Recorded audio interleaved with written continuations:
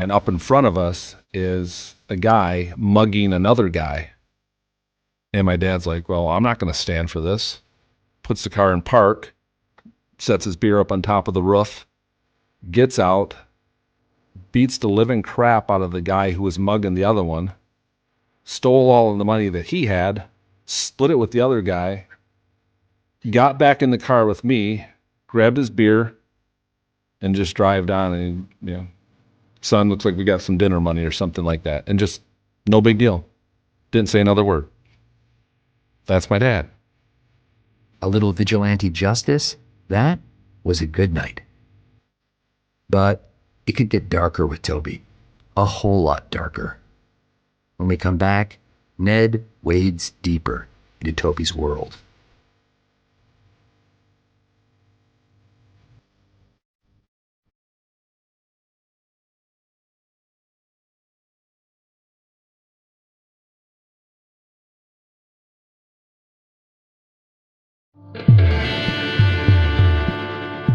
He had that dark look. You know what I'm talking about, yeah. That crazy look in your eyes that you think, this guy is a psychotic person. I better not push his button. Ned's wife, Kathy, met Toby on a number of occasions. I remember telling Ned that he resembled to me Charles Manson. And Kathy knew the telltale signs of a dangerous guy. At the FBI, she worked street gangs in Flint, Michigan. Toby didn't aspire to anything other than the moment. When people only aspire to, how am I going to get out of here in the next 15 minutes? And they don't care, they don't think consequence, they don't think of any of that. Gang kids are like that. They just do in the moment what they have to do. And if it means killing you, they'll think about that later. So why did Ned just walk away from him? Let him go back to prison, move on? Because Toby was, definitely dangerous, but also kind of like a dead end. I mean, he wasn't some kind of kingpin or even a trusted lieutenant. He was just a violent and unpredictable guy. But Ned, he just had a hunch. He felt that by slipping deeper and deeper into Toby's world, somewhere along the way, there'd be a payoff. And because he was spending so much time with bikers, Ned kept hearing chatter. Well, I had sources up in northern Michigan, bikers, and they would talk about, okay, there's a shipment in or whatever. The bikers would get their supply of weed when these big shipments would come in, which is 50,000 pounds, 100,000 pounds, or whatever would come into the Detroit warehouse. If such a warehouse really existed, it was the El Dorado of drug houses, and confirmed what the Attorney General had said, that elaborate drug networks lay behind all the small drug busts that had been happening. So Ned goes and tells his bosses. There's this huge deal out there, and it involves shrimp boats and barges and airplanes. And so I told my bosses about it, and they kind of said, well, right, Timmons, what are you smoking? Around the same time, Ned says he arrested another biker and tried to flip him, just like he'd done with Toby. Only it didn't work. In fact, during the arrest, the guy just taunted Ned. He says, you're missing the boat on one of the biggest fucking deals going out there. You don't even know what's under your own nose. But he alluded to this massive deal where there's hundreds of thousands of pounds of weed and coke coming in, and then basically said, fuck you, and that was he wasn't going to cooperate in. For Ned, this intel was just too enticing. His bosses might have been skeptical, but Ned stuck with it, kept hanging with Toby. It's just, I knew he was out with them all the time. Until I would hear from him, I would many, many times just sit there and think, oh my God, something's happened. And then he'd call, and then I'd be relieved, and then I'd be mad because of all the stress and the worry. And it wasn't just Ned's safety that concerned her. Will you hang around that long with a bunch of bad guys and fitting in with them? Your behavior is going to change, and your own personal bars, where you draw the line, changes. This would be the first, but not the last time, that Kathy was right to worry about her husband and where he was drawing the line, especially when it came to Toby. You know, I was supposed to meet him or whatever, and I went down to the house on my motorcycle and pulled up in the yard and put down the kickstand and walked in, and there's a dead guy laying there in a pool of blood. And I go, Toby, what the fuck? And he goes, Bruz, masked man.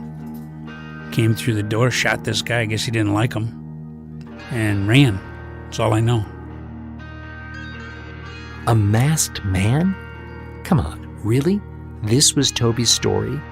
A strange guy wearing a mask breaks into his apartment, shoots this guy who's currently lying on the floor, and then runs away, leaving Toby to take the rap?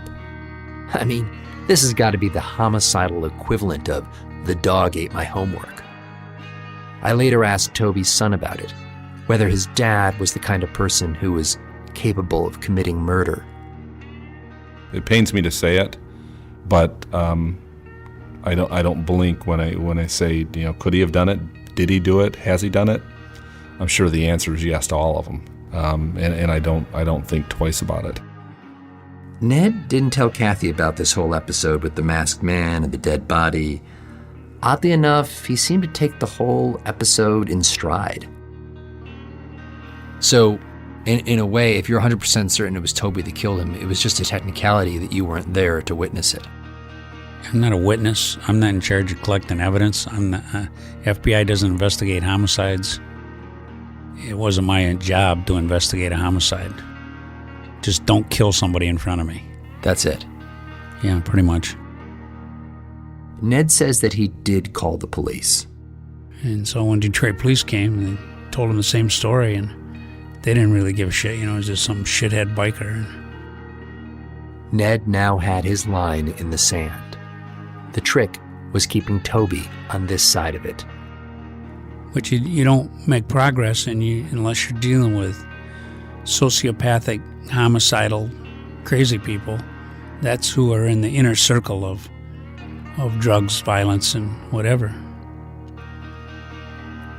So this is just part of the deal. It's part of the deal, yeah. So, what are you saying to him in that situation? You know, I just told him it would be advantageous not to continue to have bodies laying around in your house or in your yard. And I said, tell the fucking masked man to stay away.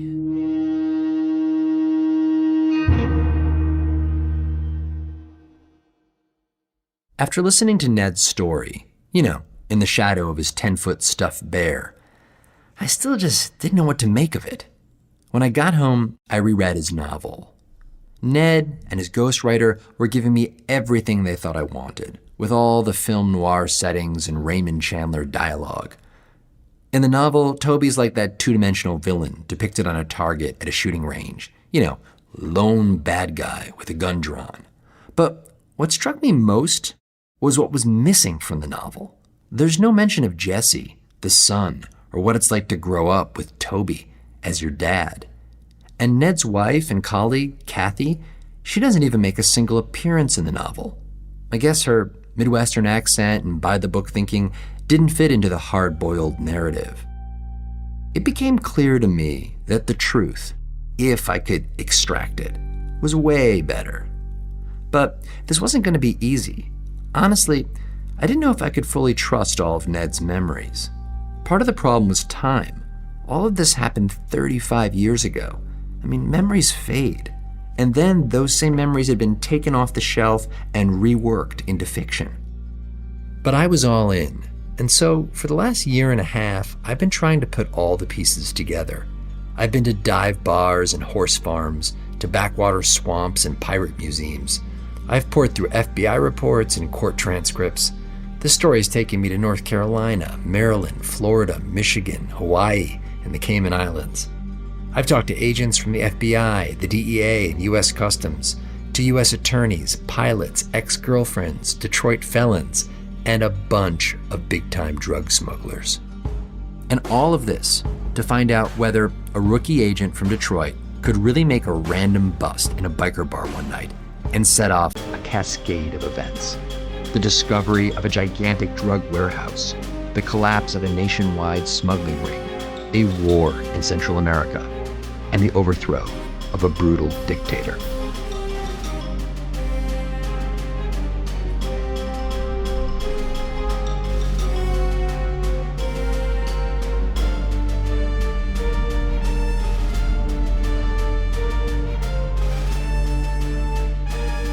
Next time on Deep Cover.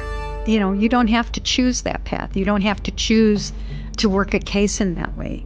You don't have to choose to go deep cover, you know, but I know for him, he felt like it was just spinning into the next, into the next, into the next. And he told me that he felt like he didn't know how he was ever going to get out of it.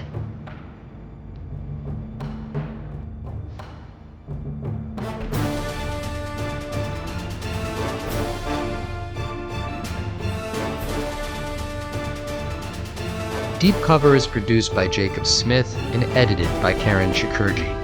Our story editor is Jack Hitt. Original music and our theme was composed by Luis Guerra, and Flawn Williams is our engineer. Fact-checking by Amy Gaines. Mia Lobel is Pushkin's executive producer. Ned's novel is read by Walton Goggins. Special thanks to Julia Barton, Heather Fain, Carly Migliori, Lital Malad, Maya Koenig, Eric Sandler, Maggie Taylor, Khadija Holland, Zuri Gwen, and Jacob Weisberg at Pushkin Industries. Special thanks also to Jeff Singer at Stowaway Entertainment. I'm Jake Halpern.